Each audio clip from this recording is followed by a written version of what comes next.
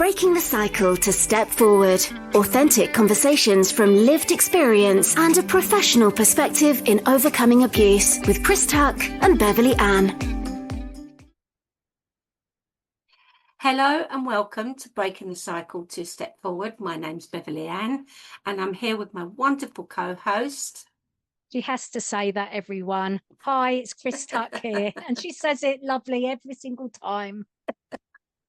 And you are my wonderful co-host. We do this well together. And this episode is actually episode number 60, which means it's the 60th episode of Chris and I talking on a podcast. And this week we're going to be talking about the impact of witnessing domestic violence. And there's a reason for that, why we're coming from that aspect. We like to explain a little bit. Chris, do you want to start with the explanation? Yeah, I mean, in the main, people do not understand why the person who is the victim in a domestic violence relationship, why they don't just leave, and why they stay. That is the main concept. They don't understand it. You know, if I was being beaten up or coercively controlled, then I would just leave. And it's not as simple as that. And we know that. And we've spoken about that before. But the aspect that we wanted to speak about is the children and the young people who are witnessing and growing up in these domestic violence households. Now, this is not to throw any blame or judgment on the victims of this crime who do stay because of whatever reason, but usually it's because they're too frightened to leave, because they feel that either the children will be then abused or they are fearful of their lives, literally. So if they do stay or if they leave, children in those relationships witness it and they are harmed by it.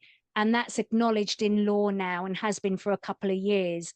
But you and I, Bev, we both grew up in domestic violence households. So we're going to talk about it from our perspective.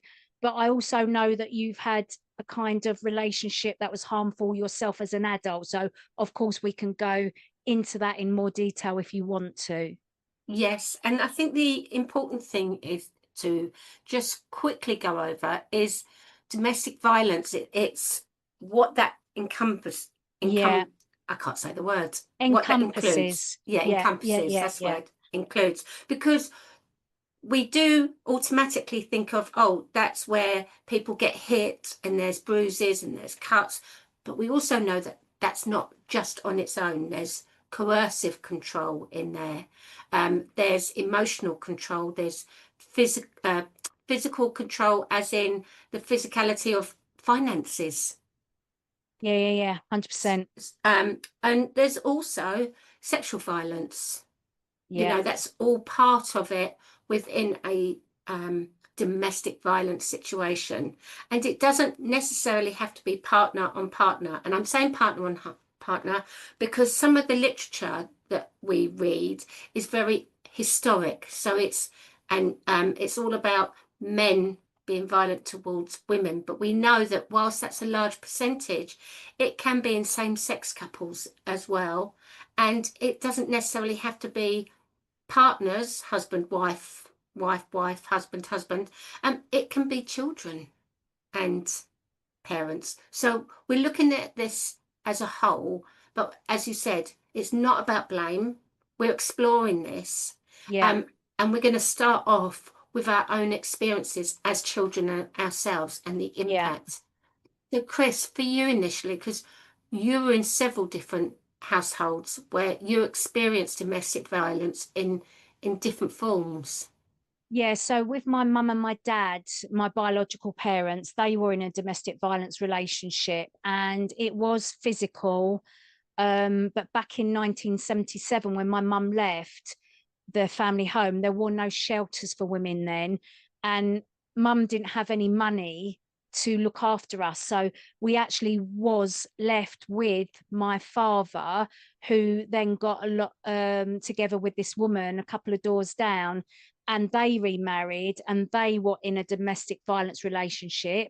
But I think whereas my dad was more of the perpetrator against my mum, when he went into a relationship with my stepmom, I think it was more of a her was she was the biggest perpetrator in their relationship from where I was sitting. So other children within that family might not see it the same as me, and I know that they listen and watch to our podcast. So I just want to be very clear from where I was sitting. And what made me think that, Bev, was when we did anything perceived to be wrong, our step siblings would tell their mum and we would get into trouble for it. But when we tried to share any wrongdoing with my dad would say, you cannot keep pitching each other against each other. The stepmom is in charge and she will sort out things. So my dad never protected us. So it seemed like she had the upper hand in their relationship. And I don't think that their relationship was physical. It was more about shouting, coercion, and, you know, really abusing the children more than each other. But that dynamic that we had with the step siblings, it was very toxic. And then just to quickly catch on to the next domestic violence household was with my mum and my stepdad.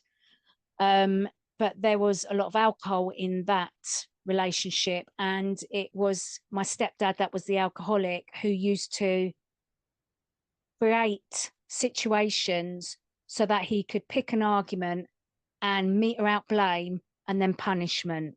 So from 0 to 16, we've experienced it from all different angles and in different ways.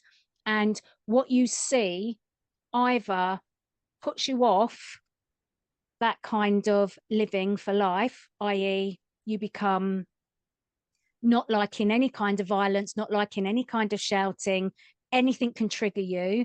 Or if that's all you see and you know no different, you might then act in the same way because you don't know no different. And I'm not excusing it or condoning it, but I'm just trying to explain and explore. What about you? Well, for me, with my parents, I've always said that my mum and dad, that the power struggle wasn't there when it became physical, because my mum and dad would actually have physical fights. So sometimes it would be my mum and sometimes it would be my dad. It, you know, from what I witnessed, it really was both. Do you see what I mean in that respect? Obviously, there were some things I don't understand because I was a young child, but it's really challenging because obviously I've had to unpick this as well as you know, in my adulthood as a child, because I was only at home until I was 4, and then between the age of 10 to 13. So yes, my father was the one who sexually assaulted me, and that's where he's placed. But our mum was abusive as well in different ways. But coming from what is understood as domestic violence, my mum and dad couldn't just have a conversation. It would go from 0 to 100 within seconds. So when I think about an incident with my mum, she was tidying up the bedroom and they started having an argument, and before I knew it, my mum picked up a clock. And the reason why I remember this clock, I actually won that clock, gave it to my mum. And she picked this clock up and she threw it at my dad, and it just missed me. So as a young child, I was home for the weekend because I was in care then, but I was in the bedroom, which was a normal, you know, family incident, as in tidying the bedroom with my mum. And before we knew it, when my dad walked in, it escalated. But what was really safe suddenly became unsafe. Yeah. So it's just like normal everyday events really could just set someone off and become a violent event.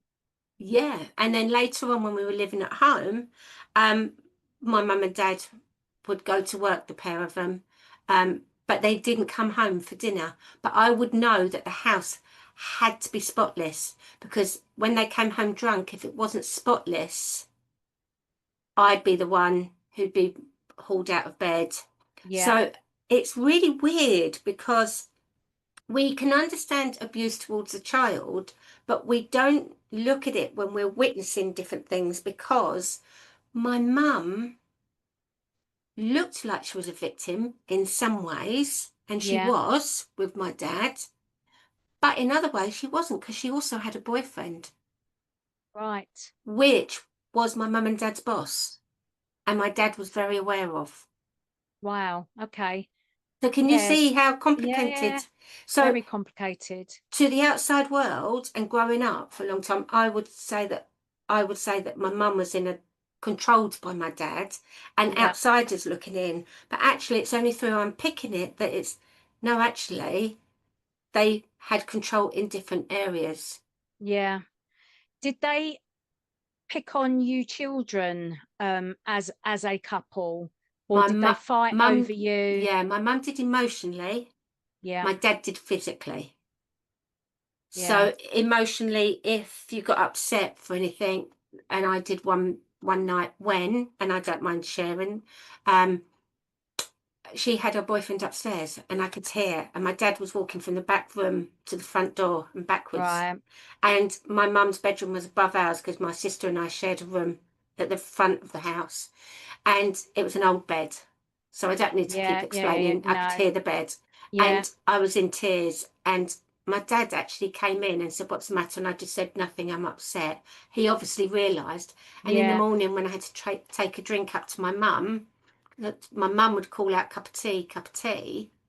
I went upstairs with a cup of tea. I would have been about 12 then, coming on 13. And she made a comment about, you can't do anything without your kids making you feel guilty or having something to say. Wow. And that gives you an example of what was Yeah. happening there. So she was very much emotionally, and she'd also, and this took a lot of unpicking, she'd favourite different children. She'd literally be separating us. Yeah. But then my dad was physical towards the boys. And I remember one time seeing my brother get beaten really badly by my Yeah. dad. And that feeling of not being able to stop it, Mm-hmm. even today, talking about it was awful, and it still has that impact. And that Yeah. when he used to come in drunk, pretending that you were asleep, but he'd haul you out of bed sometimes Yeah. anyway, Yeah. and knock you on the head with the bills. And I was 13 just before we went back into care when he did that another time, and he did it so hard it hit me on the head, but there was no apology. You just weren't allowed to cry, Yeah. because otherwise you get another one. Yeah. And it's really weird how you learn not to show your emotions. Yeah. 100%. Yeah. And you also learn, that sound of that key in the lock, you learn to, like, make yourself as small as possible. Yeah. Yeah. So, and yet, and this is where the control comes in, but you don't always see it. If you were to ask me as a young child who was worse, I'd say my mum, right? Because my dad would be the one who would leave the pub to come home and unlock the cupboard if he was to come home, so that we could make a sandwich for tea. Or he'd Yeah. be the one that would leave some of his food, or he'd be the one to give us, a couple of quid so we could go down to the chip shop. So it was really that there's the coercive Yeah. part of the control. So both my parents were toxic, but I didn't realize any of this. This No. was all normal, even though I was in children's home. It wasn't until I was in late teenage that I started to think, hold on a minute, these relationships in the children's home are different. Yes. And I never liked getting into trouble. because it meant No. drawing attention to myself. And consequences. Absolutely. And didn't like breaking the rules. I'm not some human being. I'm not saying I've never broken a rule, but didn't Yeah. like it.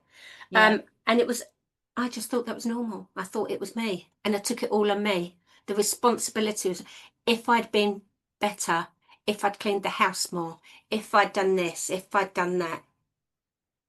I'm smiling because there's so many similarities, Bev. I just want to give some examples of what was going on in our household. With mum and dad, the biological parents, I was 7 when they split. So I can't remember seeing or hearing the hitting, the shouting, whatever. But what I do remember is on a Sunday morning, cleaning this old gas fire, and we've spoken about this before, I was cleaning the hell out of it. Yes. And I remember having the thought that this makes my mum happy, because when my mum comes downstairs and she goes, oh, wow, that looks really good. That's, you know, that's brilliant. I felt that when she praised me for doing the cleaning, then everything in the household was happy and nice and calm. So there must have been something going on that I've completely blocked out. But I just know that if I cleaned, mum was happy and everything in the household seemed to be okay. Yes. And then obviously when mum left, we found out that things weren't okay. But then when dad was with stepmum, as I said, she was a very shouty person, and she was very handy with not only her hands, but with weapons like a cane and whatever. Don't want to trigger anybody, but she would create events like a pound has gone missing, and back then a pound was a lot of money. So she would leave money around to see if any of us would steal it, to then mete out punishment. So it was almost like an invite to steal. And the thing is, we would steal some money because we were hungry, because we wasn't looked after. So we knew that money bought food, and the times that we could steal money to buy the food was better than us going to the shops to steal the food without the money. You know, so we would occasionally, and it would usually be my brothers who would steal some money, thinking that she wouldn't notice, but she knew exactly what she had, where she had. And as soon as it went missing, because she knew it would go missing because we were hungry, she'd line us all up. And then she would like, look at me, look at me. Who did it? Who did it? Like, and we wouldn't all, we'll be quaking in our boots basically. And then she would like try and get us to split on each other, which we tried not to do. And then she would end up hitting all of us until she got someone to confess. And it was just plain torture, Bev. It's mind games, it's torture, and it's palpable. I can, like you said, it brings up a trigger. So she would do that with us on many occasions. And then with stepdad and mum, I would like to say that mum wasn't abusive, but she was. Stepdad was abusive towards her, and he was abusive towards us in different ways. And I don't really want to talk on behalf of my sister here, so I'm not going to say, but there was sexual abuse, physical abuse, psychological abuse. He would beat my mum up. Everyone knew that the bruises and the black eyes were because of him. We all knew that when mum fell down the stairs or accidentally fell into a door, it was him. But we'd say to mum, why is he hitting you? Why are you allowing it? Because we were teenagers, you know, at this time. And she was like, oh, no, it wasn't him. I had an accident. And we're like, we weren't born yesterday. You know what I'm saying? But there was a lot of that going on. But as you were saying about the key in the door, ours was Sunday. You used to go out, go down the pub. Then football used to come on, and we knew that he'd always come back before football. The key goes in the door. We were used to scatter because we knew that an argument was going to ensue. The dinner would be uprooted and everything would start just going, you know, like the Wild West. Yeah. So when people say domestic violence, and when they say, you know, about the person who is the victim in the adult relationship, they don't truly understand or talk about what it is that we're sharing right now. I've never heard it spoken about. No, and also, you know, it's like anything. When you are the adult in that relationship, and sadly, you don't realize at the beginning, you know, when I look back, you know, it was only, you know, as I said, I started my counselling when I was in my early 30s, when I had my 2 children, and that was being a victim survivor of sexual abuse. I never even considered anything else. I thought I was in a loving marriage. Right. I thought that yeah, he was a bit controlling, but I thought jealous. You know, I took that because he loves me. Yeah, yeah, Um yeah. when somebody gave me a document, this was years after I'd left him. It was a leaflet about domestic violence and safety. I was like, oh no, I don't need that, thank you. He only hit me the once. Mm-hmm. Only the Yeah, once. I justified it. And and I'm laughing now because when I think back, the once I came out of hospital having a nose operation because I'd cut away some bone, and he punched me in the nose 2 days later, and you can imagine the blood. yeah. Only the once. I mean, you couldn't get any worse. I didn't have any black eyes from the operation. I got it From from him. from Yeah, him. Um, and I told other people it was an accident, that yeah, you know, I covered it up. Yes, I was angry with him, but I covered it up because I was ashamed. You know, yeah. and at that time I hadn't unpicked my childhood either. No, because why So would you? it was normal. You don't know, do you, until you know? Yeah, and also my ex-husband was very different to my parents. He wasn't chaotic. He liked everything in order. There was a Yeah, certain way. But when I look back now and with all the work, you know, and even some parts of it now, you know, I'll be very frank. I'm only now really like, wow.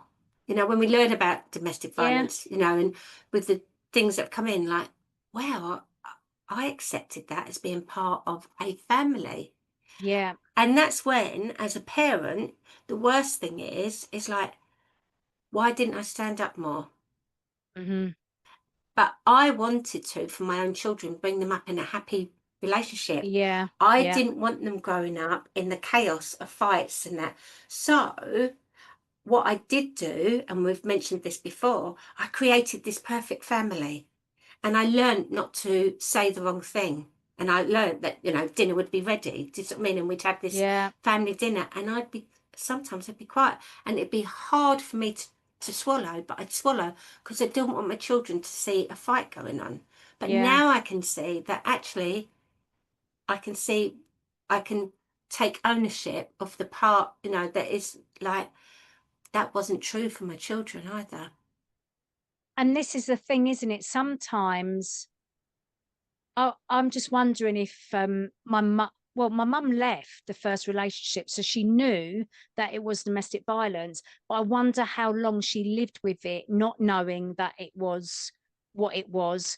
And then again, when she got into her second relationship, that was everyone could see it, Yeah. but my mum wouldn't take ownership of it until I said to her one day, like, and I've shared this so many times before, I can pay to get you a flat. I can get you out of here. Then once you're out of here, then all of your children will come and see you, because they're not going to come and see you whilst you're in a relationship that is dysfunctional and abusive, because we don't want that around our kids. So you don't get to see any of the grandchildren because you're still in that relationship.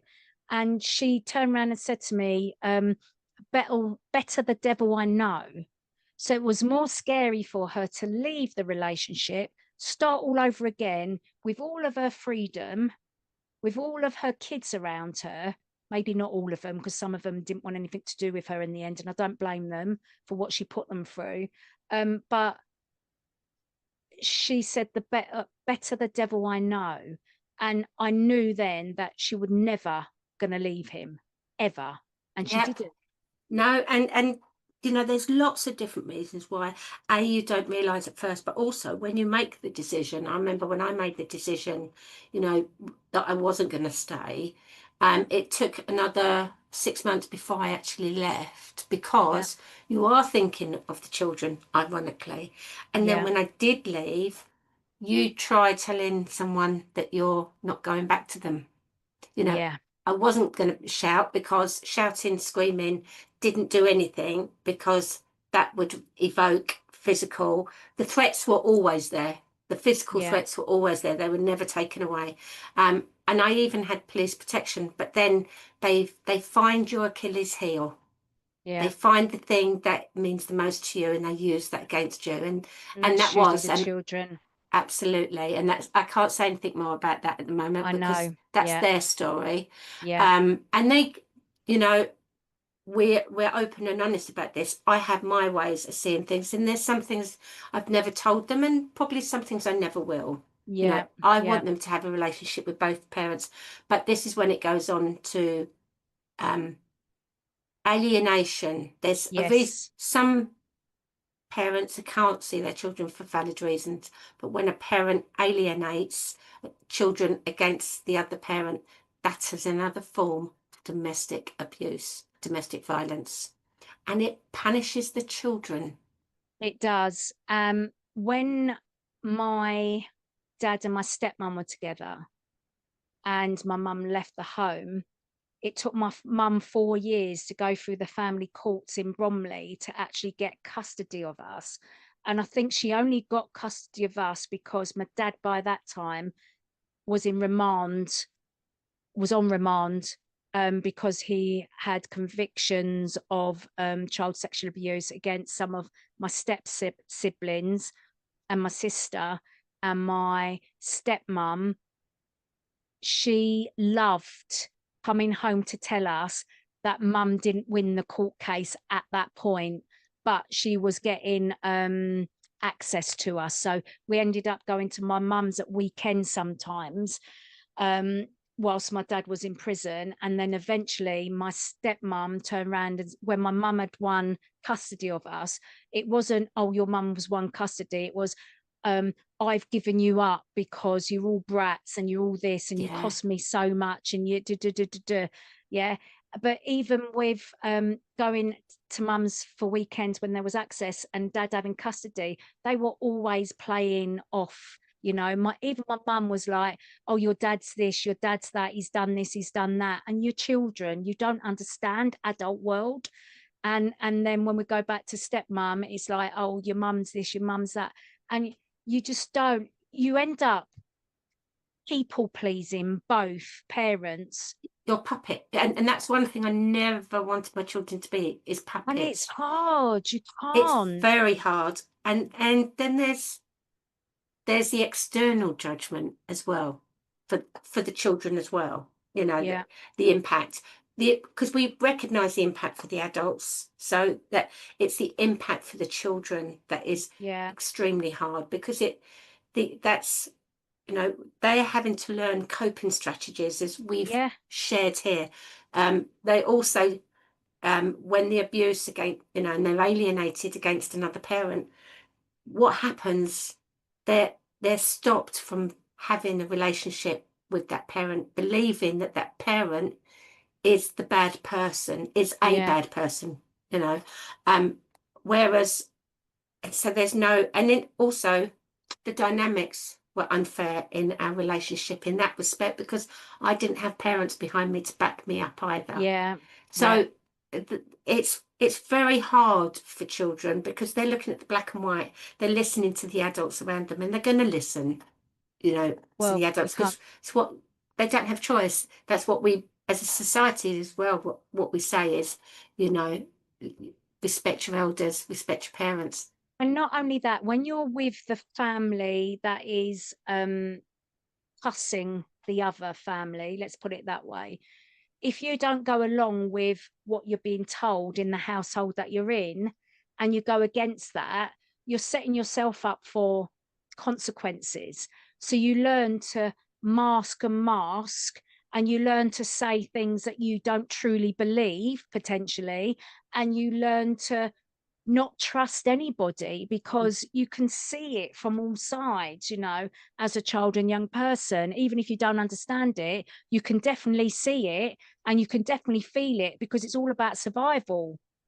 Yeah, and coming from a childhood that was chaotic, was abusive in all forms, I tried to create this very peaceful environment Yeah, for my children. But when I look at it now, you know, under the hard light, and I'm being 100% honest here in my, you know, in parenting, did I try and over create that? You know, is that fair to my children? Not that my intention was you wrong. did your best. Yeah, I parented with the right intention, but yeah, did they learn to navigate? Like, no, actually, that's not right. But again, you know, sadly, I repeated some cycles because, you know, with my ex-husband, you couldn't say, no, actually, I don't agree. You couldn't hold a boundary because there would no, be a threat. There'd be yeah, fit. And I did. Don't think I completely was a walkover. Absolutely not. I held my best. It took me a long time to see that as well. You know, one incident when one of my children got smacked extremely hard by my ex-husband when he was angry. yeah, And yeah, something had gone wrong, but no way did one of my children deserve, either of my deserve. children deserve to Yeah, be hit on that level in any way, shape, or form. no, yeah, Um, so I put a flannel on them and that they could barely get their breath. They were right, sobbing so much. And I did go downstairs and he was on the settee. And I challenged him and I said, yeah, don't you ever touch one of my children ever again. Right. yeah, And with that, he just sat there and said, see this, you talk to me like that again and you'll get some of it as well. And I just went, don't you even think about it. And yeah, calmly walked out of the sitting room, the kitchen, and went into the garden. And I was like, shaking. Yeah, yeah, because I would have stood in front of him and yeah, taken the blows rather than, but you do that, but then I'm not saying it would be right. The number of times as a parent you look back, what could I have done differently? When could I have stopped that? But I didn't have the boundaries right at the beginning to put in. And it happens slowly. That's not an yeah, excuse. You know, we see it when we're supporting and facilitating in your groups, and I've heard it in others. You know, we hear stories from different people, whether yeah, they be men, women, and I've um, had some men tell me things, and I've referred them on to men charities, and they're like, am I exaggerating this? mm-hmm, Am I over sensitive? Because that's what they've been told as well. And I'm like, yeah, no, that is not yeah, acceptable. That, yeah, and yeah, that's the yeah, thing, we don't understand where we're in it because we've been told so much that, yeah, and that's yeah, the coercive control as well. yeah. So sorry, Chris, I I'm was just carrying on there. thinking, really, when we've gone through such dysfunction and chaos and abuse, it would be really helpful, wouldn't it, that before you become a parent, you've said this before, that we all go on these parenting courses, because then we would all learn what we should all be doing. You know, most of it does come, I would say, naturally to most people. However, if you've come from a place of dysfunction and abuse, then you might be living with certain beliefs, or you might be managing your life with negative coping mechanisms, and that will blight your potential parenthood.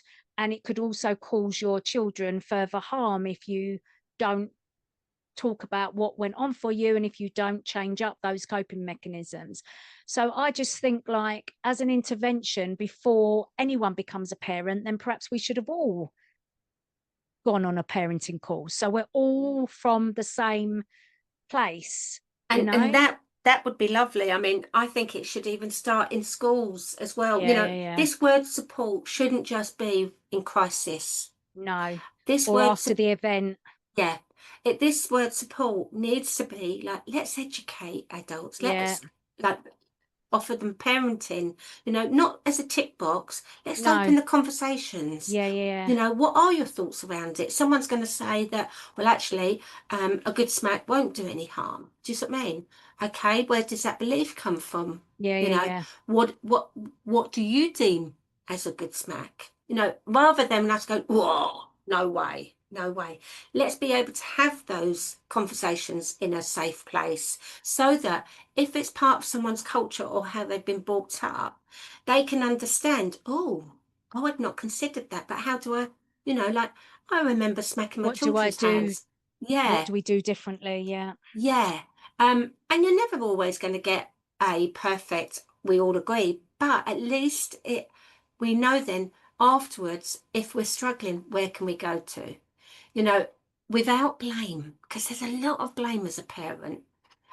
Also for the children though, let's have these conversations. And I know that some schools do it. And I know that there's that documentary, Resilience, where they do the letter with the school teacher, don't they? And she sends them a letter and the children are encouraged to write.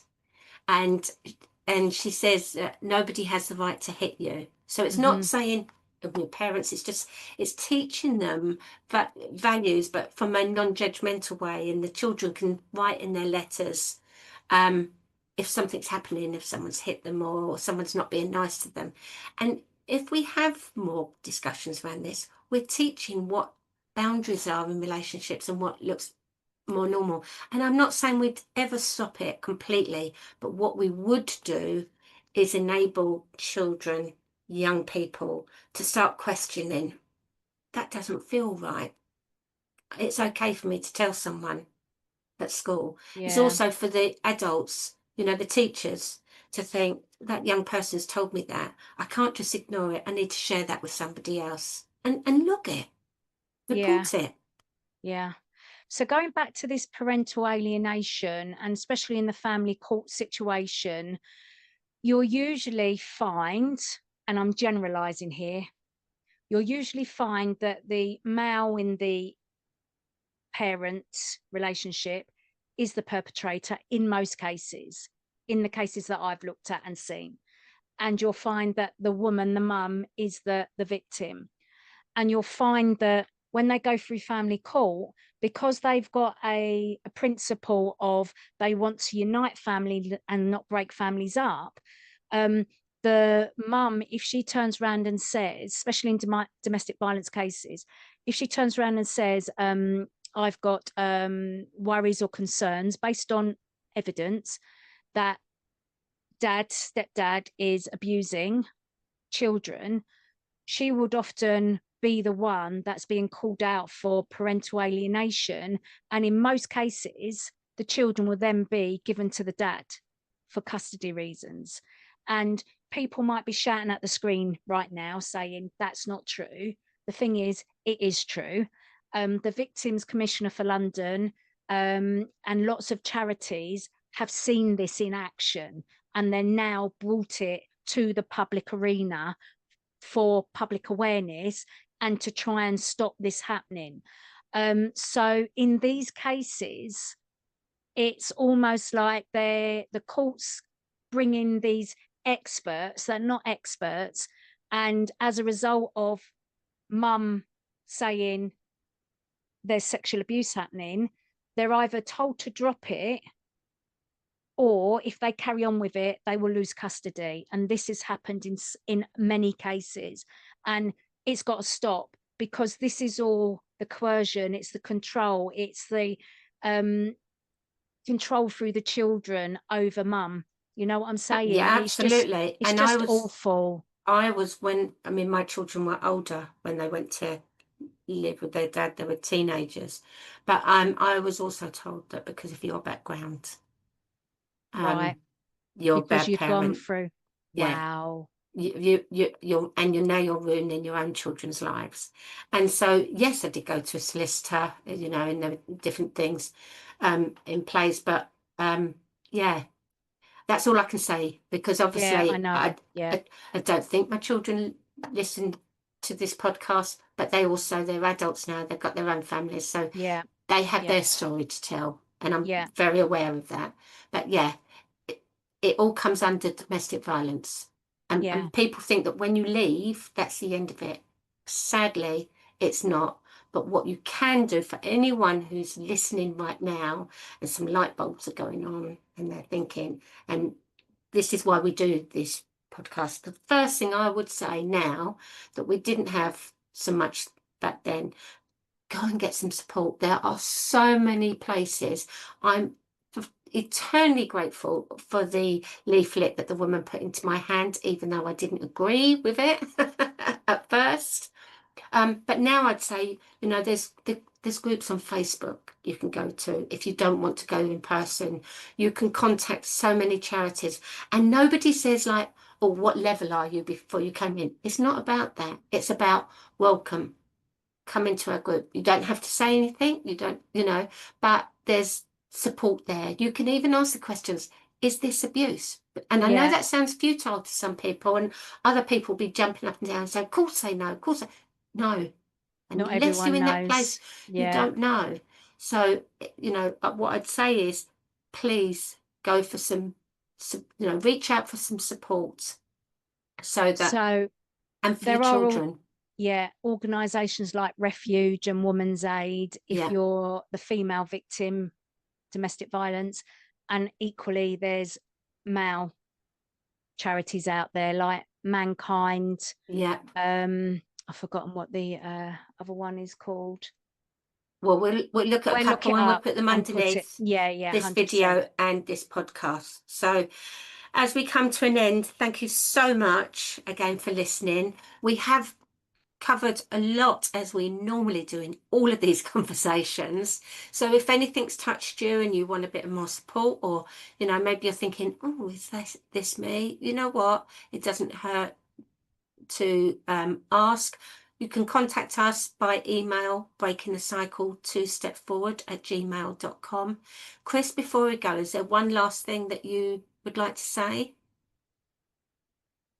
Other than, if you find yourself in an abusive relationship, leaving it is often the most crucial and critical time.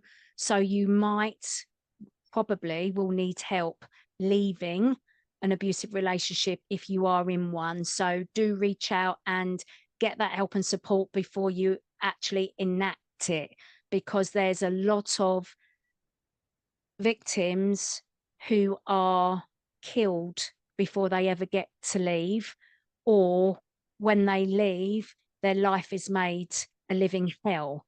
So to try and put that into place before you leave would probably be a good idea, to look into it and to get yourself that help and support.